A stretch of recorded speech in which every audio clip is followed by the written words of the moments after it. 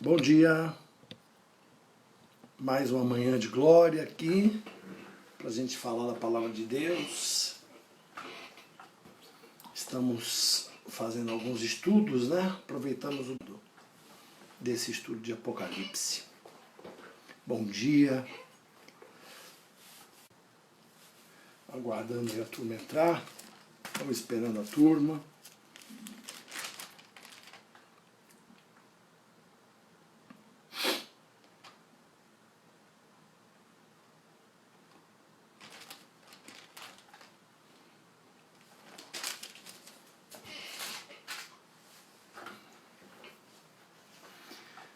Semana boa, né? Produzimos bastante essa semana. Ontem tivemos nossos jovens. Durante a semana, na sexta, tivemos o Dennis Peacock, que foi uma grande bênção para todos nós. E na quarta-feira falamos de Atos. Hoje vamos falar de Apocalipse pela manhã e de Atos, livro de Atos, que a gente deve conseguir encerrar o livro de Atos hoje à tarde. Eu creio que estamos aproveitando bem esse tempo, né, para nos firmar na palavra de Deus, para nos firmar no conhecimento de Deus, né, que é o mandamento bíblico, nós nos firmarmos, né, na palavra de Deus, nos seus mandamentos. Vamos esperar mais um pouquinho a turma entrando. E aí a gente já começa falando de Apocalipse. A gente falou até o capítulo 4. A gente falou do julgamento, né, das 7 igrejas, da visão que João teve das 7 igrejas, entendendo que não foi algo só para a época daquelas igrejas, né? A igreja de Filadélfia, a igreja de Laodiceia. Foi algo para as igrejas de todos os tempos. Bom dia. Falando da glória de Deus, né, que foi vista por João. João teve esse privilégio, né, na ilha de Patmos. Ele estava preso numa ilha terrível, né, ilha de Patmos, muito poucas árvores, uma ilha penal, né, de trabalho, de julgamento. Mas é incrível que mesmo ele preso, o evangelho não ficou solto, né? Ele preso, mas ele acabou recebendo a maior visão, a visão mais gloriosa de Deus. E mais lindo ainda que nas visões do Antigo Testamento, normalmente os profetas viam o céu, e João ele teve o privilégio de ser levado, arrebatado pelo Espírito aos céus, né? Isso é bastante interessante também a gente ter essa definição, né? Essa visão sobre o céu, sobre ele ser arrebatado aos céus. Que privilégio, né? E Jesus revelar para ele as coisas sobre o futuro, sobre o que estava acontecendo na igreja. Muitos teólogos acham que o livro de Apocalipse era só para aquela época, mas se enganaram, né? Porque o livro de Apocalipse continua. Ele é um livro, sim, que ele falou do passado. Ele é um livro que fala do presente, da condição das igrejas no presente, mas também é um dia que ele fala, é um livro que ele fala do futuro. E esse futuro virá, né? Ao contrário de alguns vídeos que a gente recebeu por aí, né? Isso me preocupa muito, né? O cuidado que a gente tem que ter como presbítero de cuidar das nossas ovelhas, não deixando entrar informações falsas, né? Isso deveria ter alguém até cuidando um pouco mais, né, no Brasil das informações, não só para a igreja. Os pastores tentam cuidar, mas quanta informação ruim a gente recebe também da imprensa, né? A forma de transmitir. Ontem eu estava vendo um neurocirurgião, foi muito legal ver esse programa na CNN ontem à noite. E eu fui dormir muito feliz de ver que a gente está bastante alinhado com isso, né? Ele dizendo, puxa vida, o pessoal de imprensa precisa receber um treinamento, né, para dar as notícias, né? E eu tinha acabado de falar com a minha esposa ontem à tarde, né? Eles passam assim, olha, o Brasil é o 4º país no mundo em número de pessoas que morreram. Ok. Isso, uma pessoa liga a televisão que não tem informações de geopolítica, de estatística, não é obrigado a ter, ela se apavora, né? Fora o clima de fica em casa, de você pode ficar doente, de não vai ter emprego,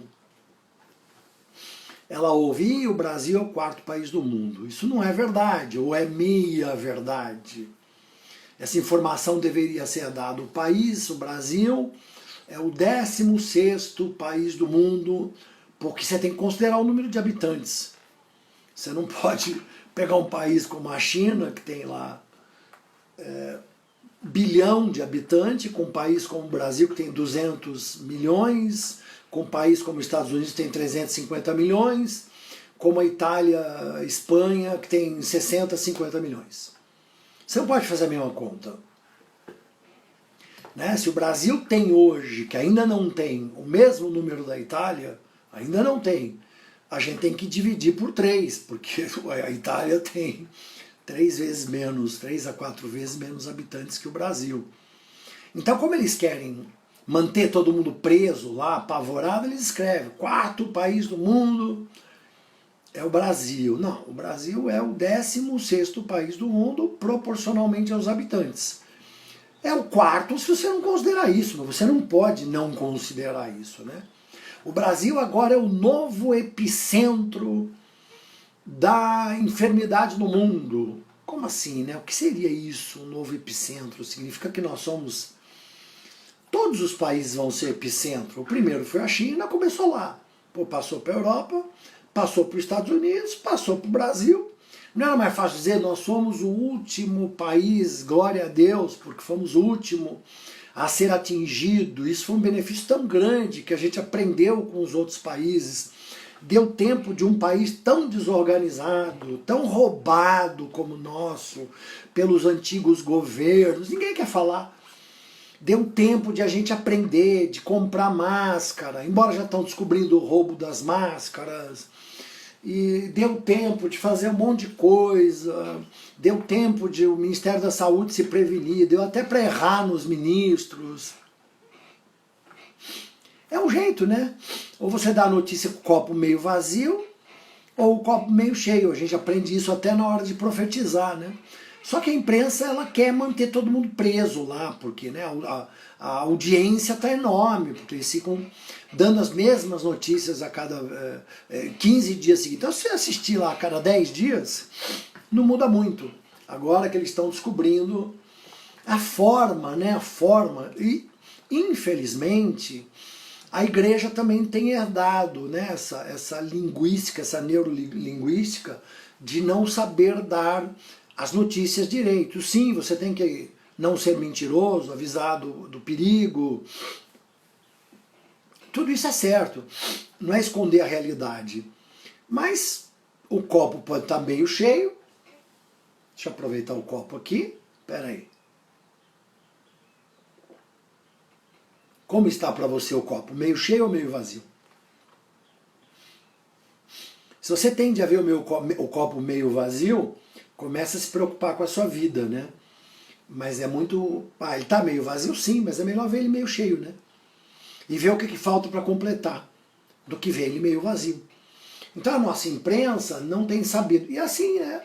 Os vídeos, áudios que a gente recebeu, os céus estão se transformando em fogo, a lua...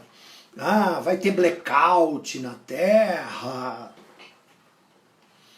Precisa entender, precisa estudar, precisa saber da notícia. Então é por isso que a gente entrou fazendo um sacrifício a mais, porque a gente já está pregando bastante sobre Atos e tem equipes, e tá bom, mas a gente precisa cuidar de vocês, a gente está aqui para dar um pouquinho mais de tranquilidade bíblica e também de saber como é que as coisas vão acontecer. Então, vamos lá, já tem um pouquinho de pessoas aí, o pessoal que atrasou agora, que entrar no meio vai ter que pegar o bonde andando. Nós falamos de João, aquilo que ele viu, aquilo que ele estava vendo e aquilo que ele deveria ver. Temos que entender que até o capítulo 4, João estava vendo para uma igreja que estava na terra. E do capítulo 4 para frente, a gente tem que imaginar uma igreja no céu. A gente tem que imaginar, né? Algumas interpretações do Apocalipse, elas não interpretam assim, mas elas interpretam que a igreja vai estar na grande tribulação. Do capítulo 4 para frente, a gente está falando da grande tribulação. Eu prefiro imaginar, como uma pessoa otimista que sou, gosto de ver o copo meio cheio, acho que Deus também é assim. No máximo que nós podemos dar, Deus sempre nos vê pelo amanhã. Eu prefiro ver a igreja no céu. Alguns acham que a igreja não vai estar no céu, vai estar junto.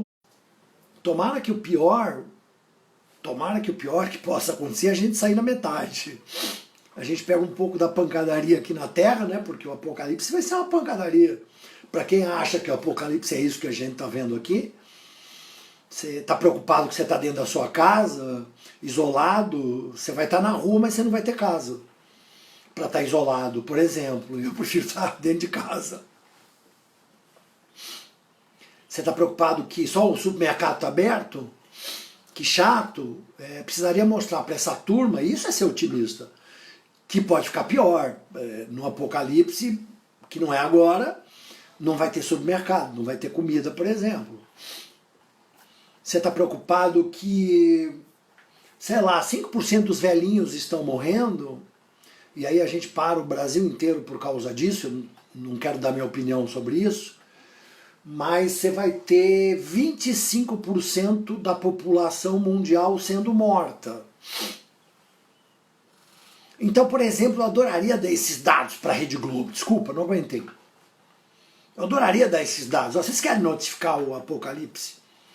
Entendeu? E isso vai acontecer um dia, mas não é agora. Não é agora porque claramente a Bíblia nos indica que tem alguns acontecimentos que tem que vir antes.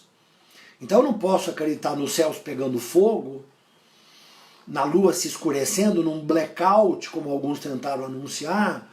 Eu não posso acreditar nisso, porque antes disso, quando esse blackout acontecer, nós vamos estar na plenitude do Apocalipse. Para acontecer isso, o homem do pecado, ele tem que estar já atuando, o anticristo. Para acontecer isso, aquele que resiste esse homem do pecado, aquele que restringe essa atividade, já também não vai estar agindo, que é o Espírito Santo. Então, provavelmente, segundo o que eu acredito, mas a maior parte dos teólogos acreditam nisso, provavelmente, só arrumar aqui, saiu uma tela aqui provavelmente a igreja está no céu, o Espírito Santo também não está agindo de forma a restringir o pecado, a igreja é a Amazônia, o pulmão aqui da terra. A Bíblia diz que a igreja de Cristo seria poupada e cuidada na tribulação. Alguns entendem, olha, é um cuidado especial de Deus, mas a igreja vai ficar na terra, mas não vamos ser cuidados. Eu acho muito difícil. Deus começar a mexer com a natureza, o céu se derretendo, a lua apagando, e a gente aqui na terra, como ele vai cuidar da gente? É difícil de acreditar nisso, né? Então, realmente acredito que a igreja ou sai na metade desses 7 anos, ou sai no começo, pega um pedacinho para até testificar o que foi, e a pancadaria começa na segunda metade, quando Israel o pacto com Israel vai ser quebrado pelo homem do pecado, e aí começa a grande guerra do Apocalipse, e aí é melhor a gente não estar aqui para ver. Tá? Então, a gente está no céu com Jesus. Alguns me passaram durante a semana as análises da pregação, e alguns me falaram assim, olha, Jesus, como Jesus vem, ele vem de novo escondidinho, porque eu falei que Jesus viria como um ladrão, a Bíblia fala. Isso não significa que ele vem escondido, ele vem de surpresa. Ele não vem escondido. A Bíblia diz que ele vem como um relâmpago. A Bíblia diz que ele vem numa nuvem.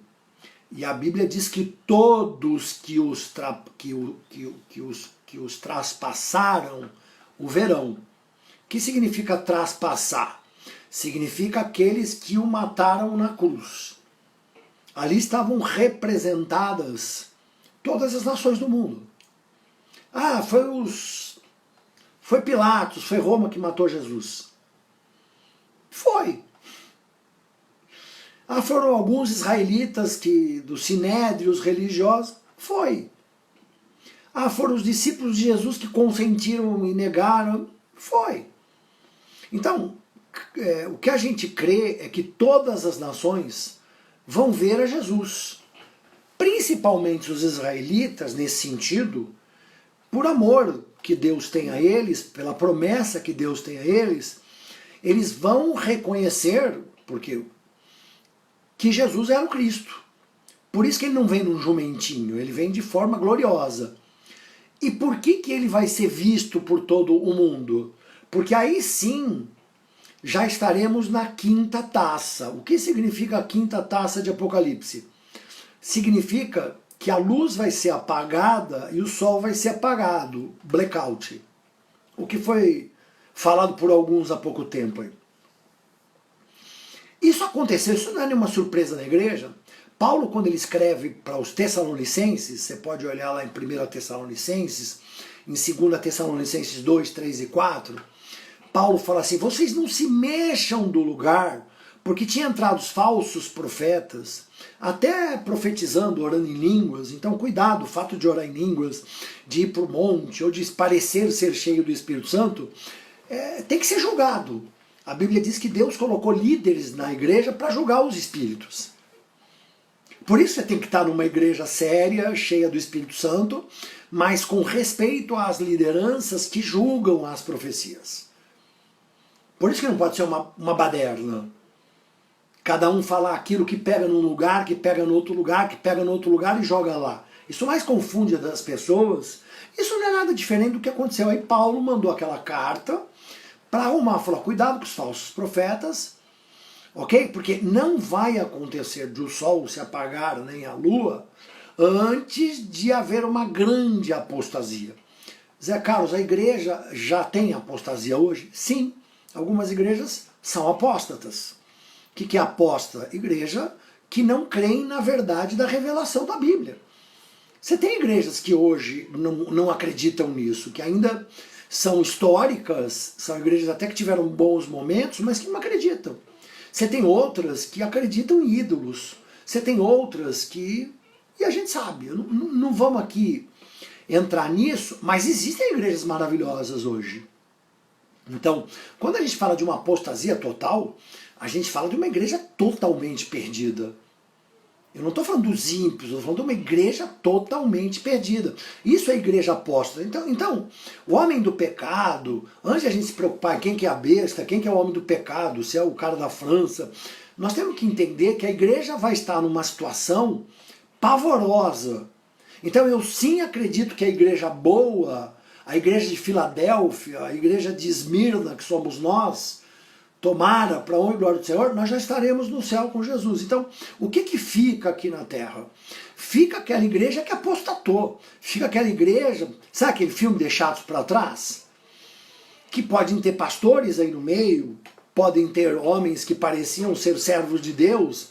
A Bíblia fala aqueles que estão em pé, cuidem-se para que não caiam. Muita gente pode perder o barco. A porta da arca pode ser fechada. E muitos daqueles que resolveram dar um passeio, sair da igreja, ficar triste e achar que a culpa é dos irmãos, que a culpa é do pastor, muitos desses, por não estarem na igreja, eles vão ter uma chance muito maior de perder o bonde. Os que estão na igreja também vão. Basta você ver a parábola do filho pródigo, você tinha lá um irmão que estava lá na igreja, mas não entendia nada, e você tinha um que apostatou, que foi embora da igreja.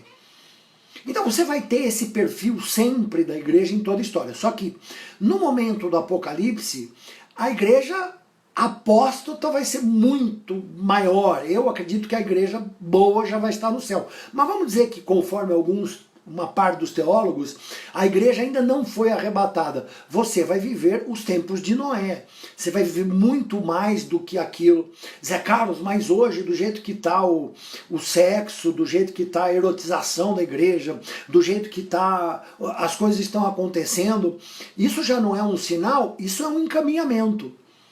Isto é um encaminhamento, isso é o espírito do anticristo, ele já está operando, o espírito do anticristo. Agora, quando o Espírito Santo for retirado, restrito, vamos dizer, não vai ser retirado, ele vai ser restringido, aquele que restringe o homem do pecado, que é o Espírito Santo, você vai ver isso exponencialmente multiplicado. É um pouco do que a gente vive hoje. Aí o coronavírus é uma amostrinha das pragas. Quando a gente vê a abertura dos selos, das taças e das pragas, o Covid, aí sim passa a ser uma gripinha. Comparada com o que é o grande apocalipse, o Covid passa a ser uma gripinha. Porque as pragas que vêm são muito... Basta você dar uma miradinha nas pragas do Egito, que os rios se convertem em sangue, o sol se escurece. Ali você tem uma amostragemzinha um pouquinho melhor do que será o apocalipse. Mas nós precisamos entender, por isso que eu estou colocando esses pontos muito claros, que estamos longe disso provavelmente, porque não vejo ainda a igreja totalmente apóstata. Então você vê que às vezes até esses mesmos profetas que falam do livro do Joel não sabem separar as duas metades do livro de Joel. Olha, estamos vivendo o avivamento da igreja, a igreja está avivada, eu creio no avivamento, mas aí eu creio no céu que vai se converter em fogo. Então você precisa resolver. Você não pode crer nas duas coisas, porque agora, se vai haver um avivamento na igreja, que é o que eu creio, e se isso é uma liçãozinha que Deus permitiu para muito mais ímpios, uma oportunidade de se converterem, como para cristãos que estão mornos, que estão frios, que estão brincando de ser igreja, para eles acelerarem. Ó, meu filho, vamos acelerar. Eu prefiro chamar de despertamento. A palavra que eu estou usando é despertamento. Ou seja, é pegar os avivadinhos da igreja, que oram em línguas, que tem revelação, lindos. Tudo isso a gente ensina e ama. Mas eles ficam dentro da igreja, são poetas. A gente nas empresas chama essa turma de poeta. Eles não saem para resolver o problema. Entendeu? Então não adianta você ser avivado se você não tiver acordado. Avivado dormindo. Lá a igreja de Corinto estava cheio de avivado que orava em línguas. E Paulo falou, não adianta vocês orarem em línguas se vocês não tiverem amor. E o que significa o amor de verdade? O amor é ide por todo mundo, pregai o evangelho a toda criatura da terra. Isso é amor. O amor não é sensação. E eu fico bem, porque ontem eu peguei essa entrevista desse médico, depois eu dou o nome para vocês, muito bom, o cara, neurocirurgião, e eu tenho visto muito a CNN, porque não dou conta da Globo, e ele falava sobre isso, um neurocirurgião, tudo que ele falava da neurociência, ele falava, isso combina com as escrituras. Ele falava, isso combina com as escrituras, um neurocirurgião na CNN falando das escrituras e falando que tem pastores, assim como tem neurocirurgiões, que não sabem se comunicar, que estão colocando pânico na igreja em vez de colocar. Então, como eu te disse, a Rede Globo lá, olha, o Brasil é o 4º país do mundo. Não, o Brasil não é o 4º, o Brasil é o 16º. Ah, mas a gente não está considerando o número de habitantes. Então você não dá essa informação. Você não pode dar uma informação pela metade.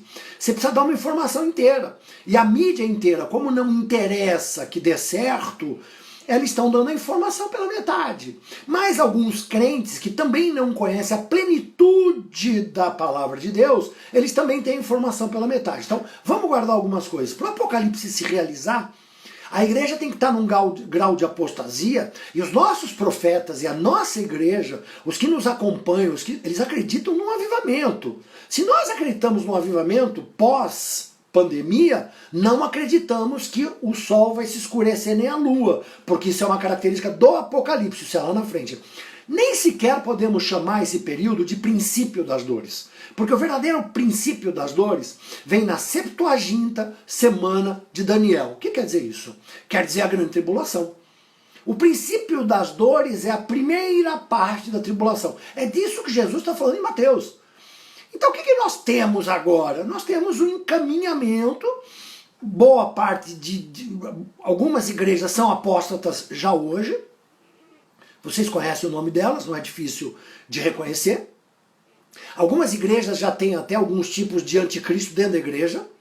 Alguns governos já têm esses anticristos, um Hitler, um Nero é um tipo de anticristo. E outros comunistas ou de direita vão aparecer também como anticristos. E a igreja, como nós, tem que acreditar numa grande colheita ainda, que nós estamos vivendo o Pentecoste.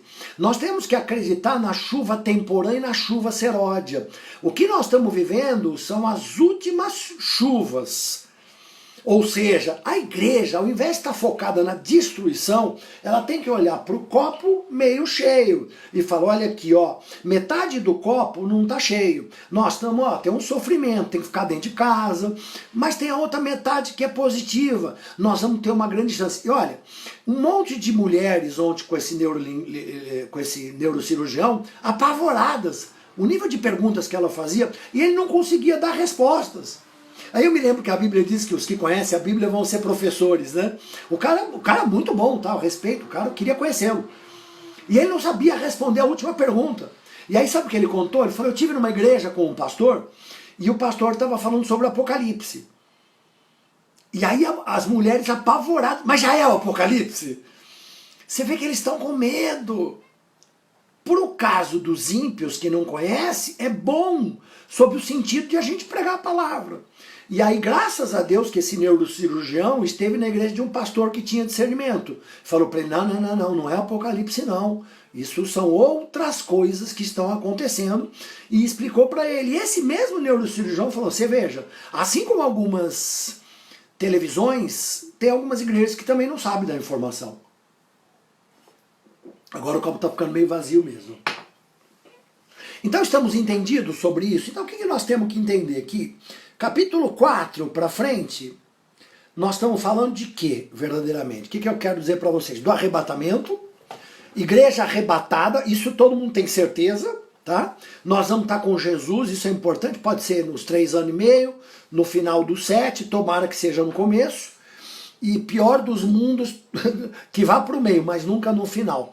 Outra coisa interessante que a gente precisa entender, eu quero falar sobre isso hoje, vamos abrir em Apocalipse aqui, ó, quero abrir com vocês. Vamos ler Apocalipse 4, versículo 1.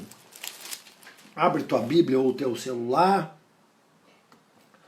Vamos lá para o capítulo 1.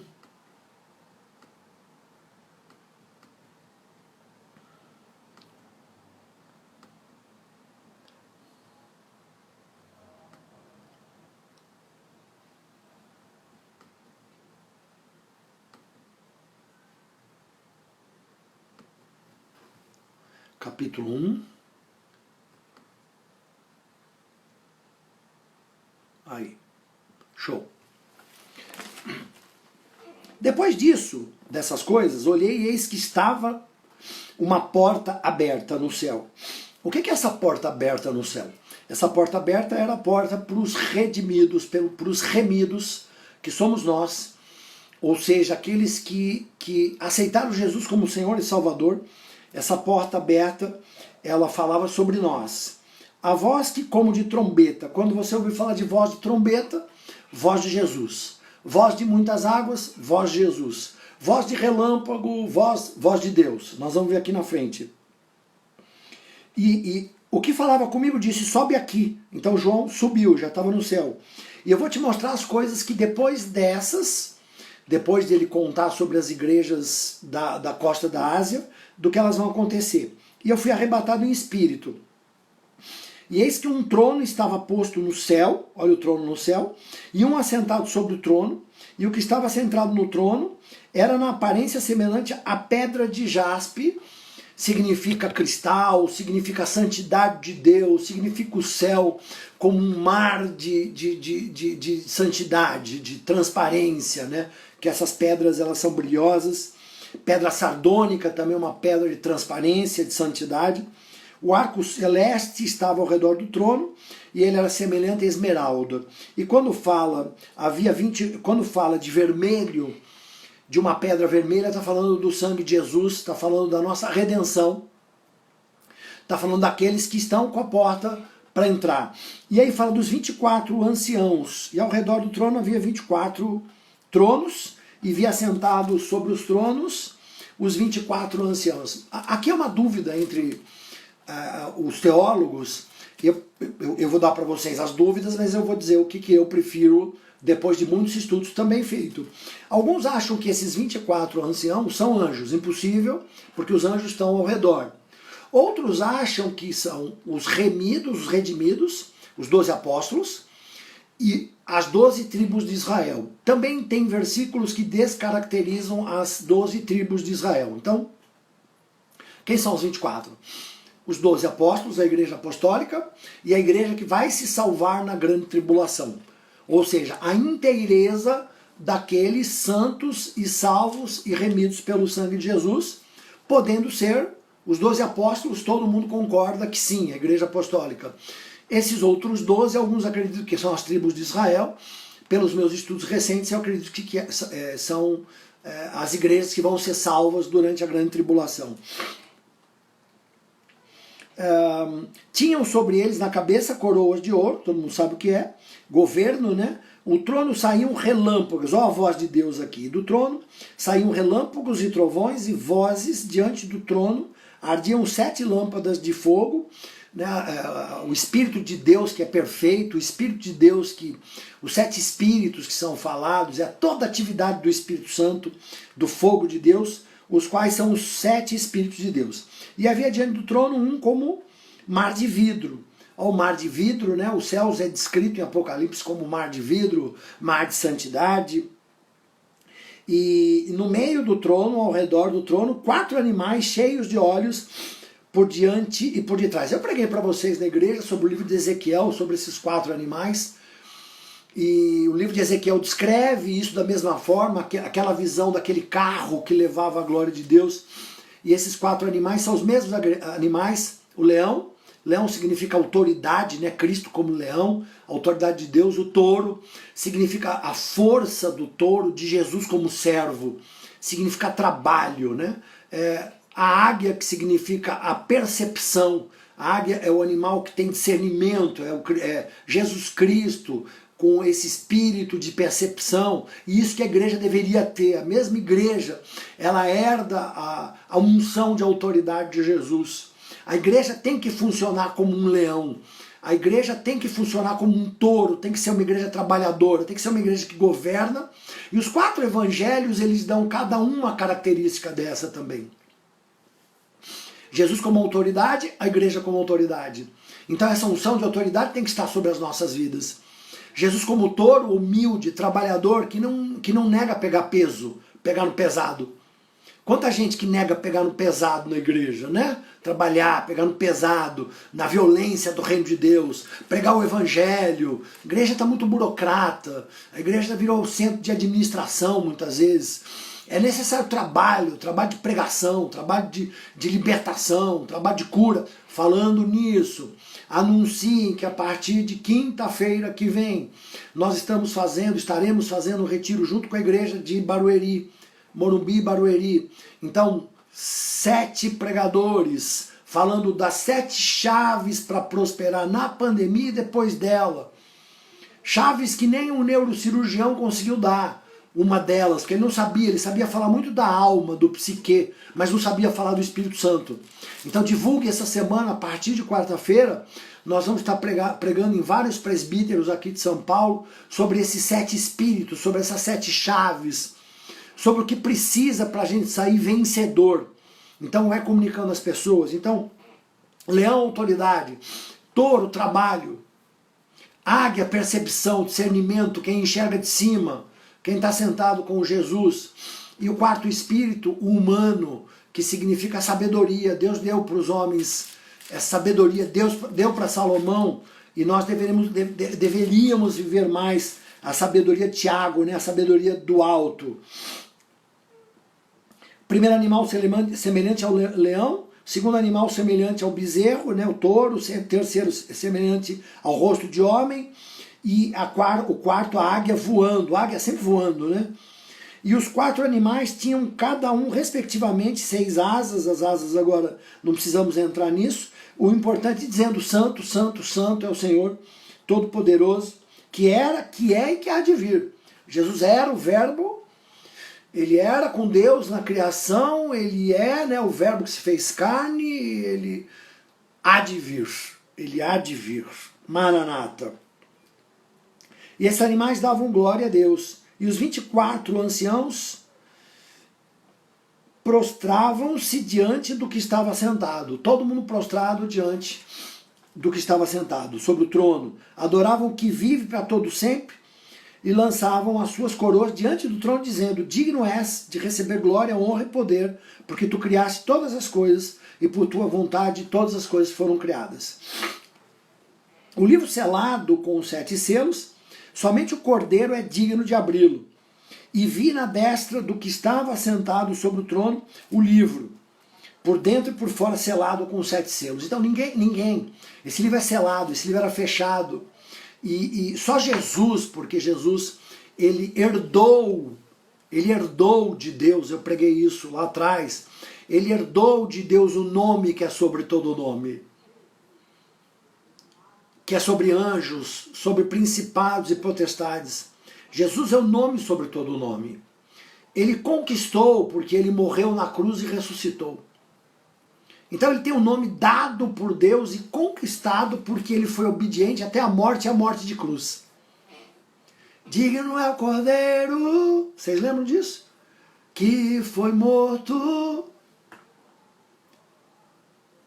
Ele aparece com aparência de morto, para todo mundo saber que era Jesus, mas que está vivo. E o apóstolo João começa a chorar, porque não havia condições de a terra, ou de os céus, ou debaixo da terra, não havia condições de alguém levantar alguém que fosse digno.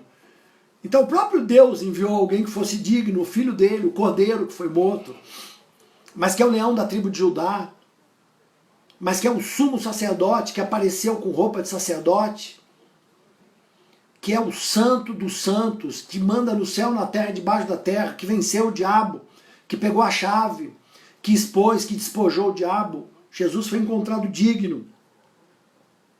E vi um anjo forte bradando com grande voz: quem é digno de abrir?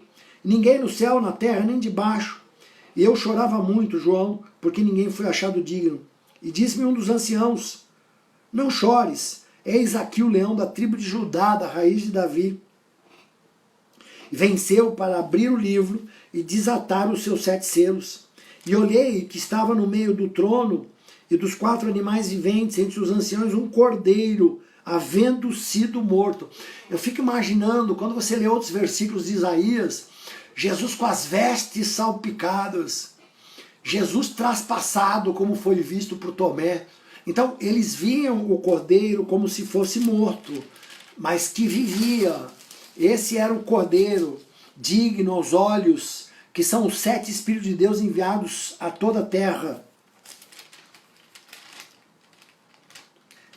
Vamos voltar, 5, versículo 6, capítulo 5. E olhei esse que estava no meio dos animais, um cordeiro como havendo sido morto, e tinha 7 pontas e 7 olhos, são os Espíritos, os 7 Espíritos de Deus, enviado a toda a terra, e veio, tomou o livro à destra, estava sentado no trono, e havendo tomado o livro, os 4 animais e os 24 anciões prostraram-se diante do cordeiro, tendo todos eles harpas e salvas, outras cheias de incenso, que eram orações dos santos. Então, todas as orações dos santos, as nossas orações, dos que morreram na tribulação, dos que foram salvos e que morrem também na tribulação, né, que ressuscitam, todas essas orações, esses 24 anciãos também, Davi mostra também os 24 filhos de descendentes de Arão, que ele coloca no louvor, e ele coloca 12 filhos de Asaf, louvando e profetizando. Esse significado também é muito importante para a gente. Então o que a gente vê aqui, né? A gente vê um cântico, né, de Jesus, que está no meio, com os 24 anciãos se prostrando diante dele, e o versículo diz que ele comprou todos os homens de nações, de tribos, e tem uma visão de Jesus como sacerdote reinando sobre a terra. E João diz, olhei e vi miríades de milhares de anjos. O que significa isso? Miríades são 10 mil, com mais milhares. São multidões de anjos cantando digno é o Cordeiro. E aí começa aí sim a pancadaria do Apocalipse, que é a abertura dos selos.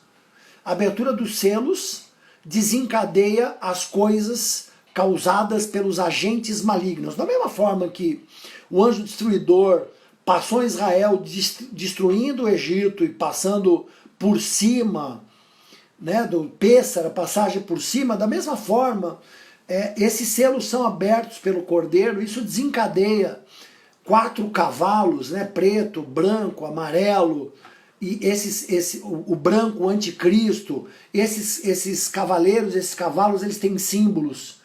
Eu não quero me ater muito a esses detalhes, mas mais importante é a gente entender o seguinte, é uma liberação do julgamento contra o sistema dominado por Satanás.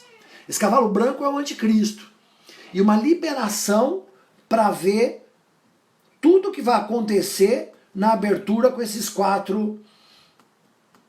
espíritos de morte. Olha o que acontece aqui.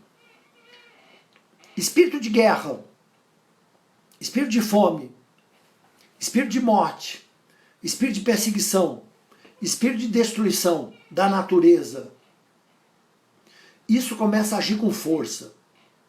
Do mesmo jeito que existe uma destruição em andamento, a destruição vem com muita força. E aí sim, na quinta taça, céu se escurece, a lua para de iluminar, e Jesus, com tudo escuro, um blackout, todo mundo tem que ver Jesus, porque ele vem como o sol da justiça, e ele aparece na terra de uma forma deslumbrante.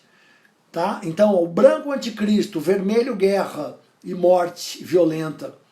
O cavalo preto significa fome como nunca se viu na terra. O amarelo chama morte, fome, pragas. 25% da raça humana não existirá mais. Isso nos deixa feliz com o Covid. Não dá para a gente comparar o que vai ser o Apocalipse com o que a gente está vivendo hoje. Então, eu acredito que Deus permitiu tudo isso, primeiro porque plantamos muito mal aqui na Terra, como seres humanos. Eu acredito que o diabo veio para matar, roubar e destruir, está claro aqui.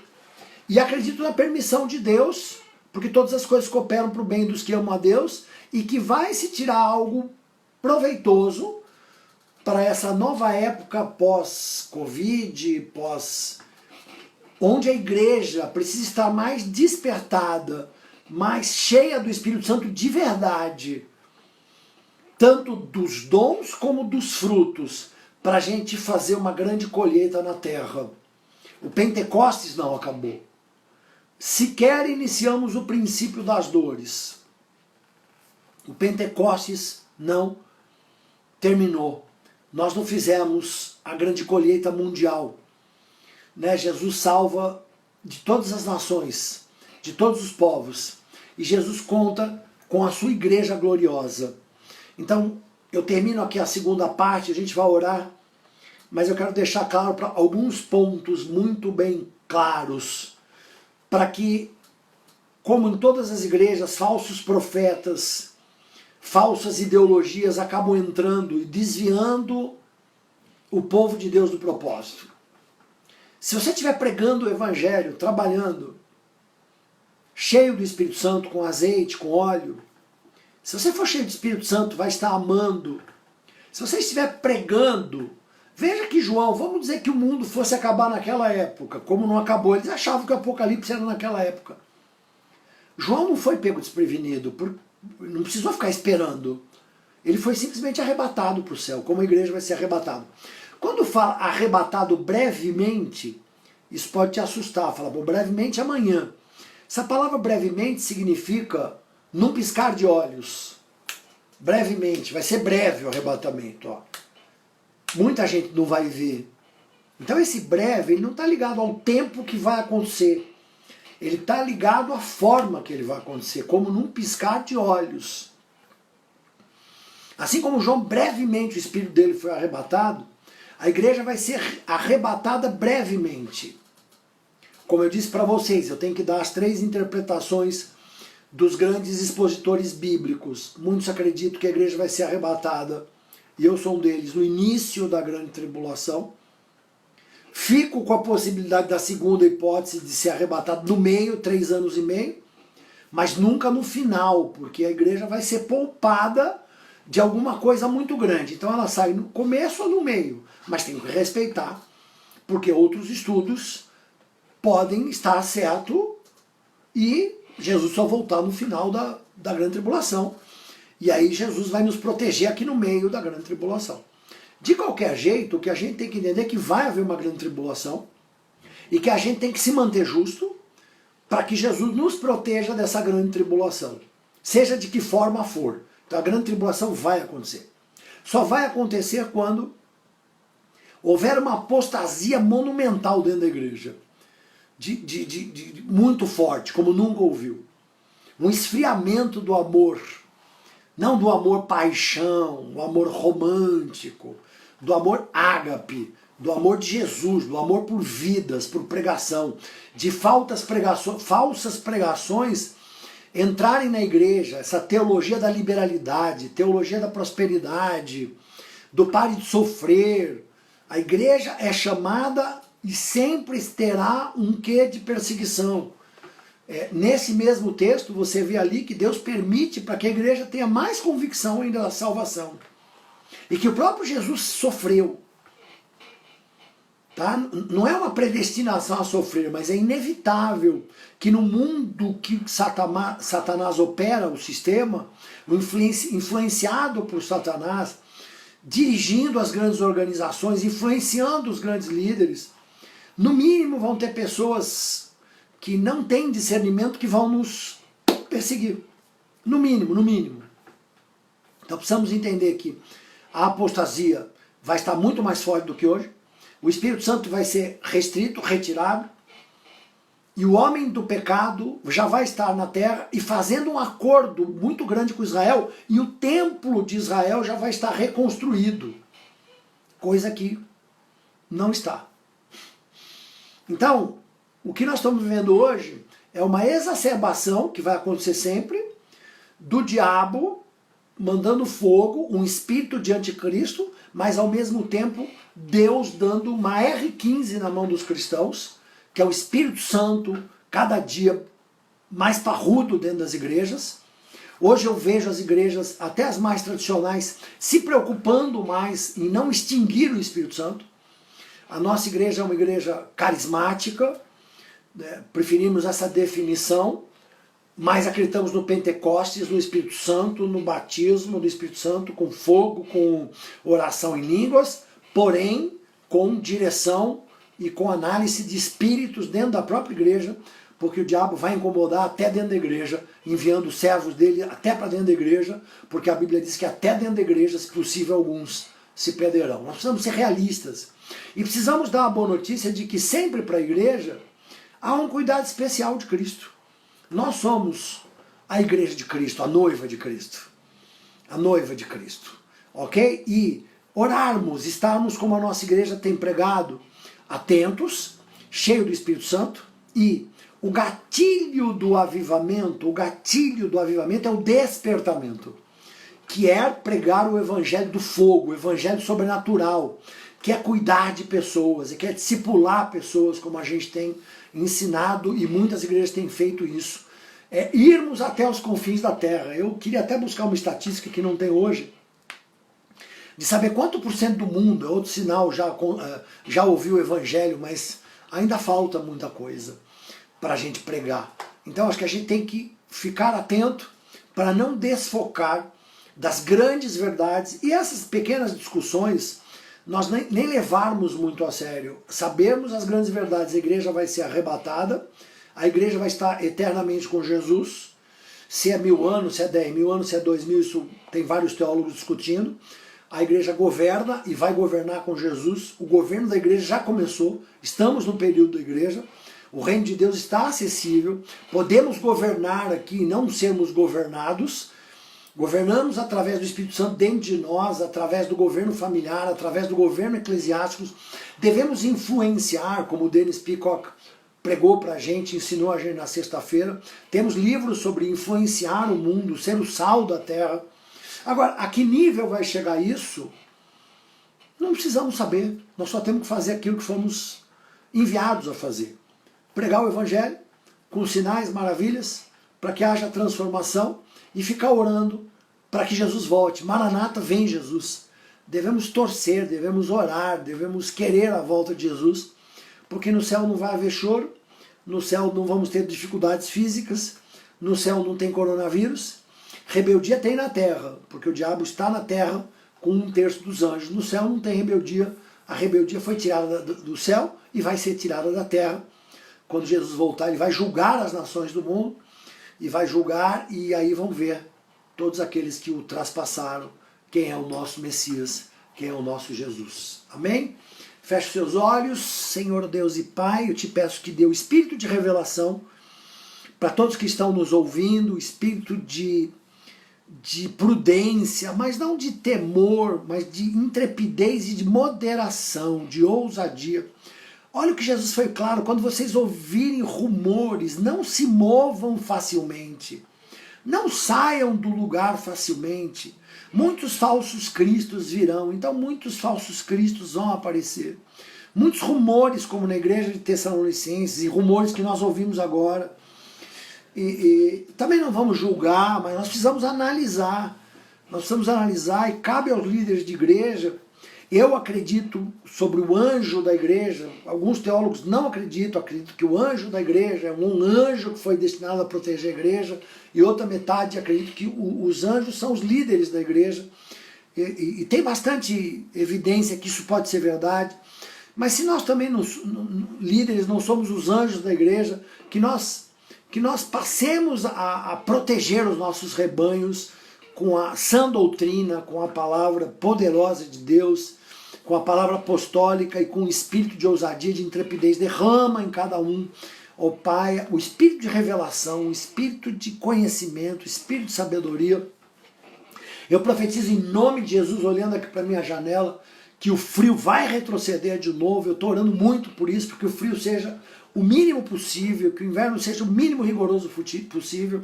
Senhor, poupa as famílias, poupa as vidas, ó Deus, poupa os teus servos, os cirurgiãos, Pai, faz, Senhor, os cirurgiões, Pai, e faz, Senhor, grandes maravilhas.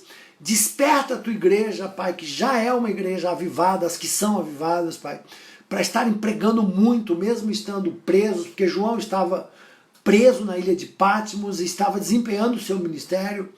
Paulo estava na cadeia, estava desempenhando o seu ministério, que nós possamos desempenhar o nosso ministério mesmo estando em casa, e glória a Deus porque nós temos casas e comida, e que isso pode ficar muito pior se a gente perder a salvação, Pai, por estar distraídos, por ser como a igreja de Laodiceia, uma igreja, a última igreja que foi considerada morna, indiferente, que se achava rica, e que Jesus pediu para ela comprar colírio, para enxergar, Pai. Então, derrama esse colírio nos nossos olhos, Pai, para que a nossa igreja, para que todos que estão nos ouvindo, para que a tua igreja, Pai, tenha os seus olhos abertos para a tua glória, Pai, para que a tua igreja seja construída pelos 7 Espíritos de Deus, que é a plenitude do Espírito Santo, que como Paulo, Pai, os presbíteros, os pastores preguem todo o conselho da palavra de Deus, Pai, sem mercadear a palavra, sem sermos tentados, Pai, a aliviar a palavra, mas contando da forma correta